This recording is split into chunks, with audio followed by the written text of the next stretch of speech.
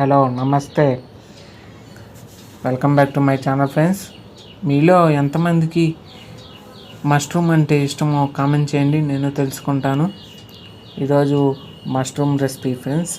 ఇదిగోండి అన్ని ఐటమ్స్ అనేది వేసుకున్నాను, మసాలా ఐటమ్స్ చూడండి.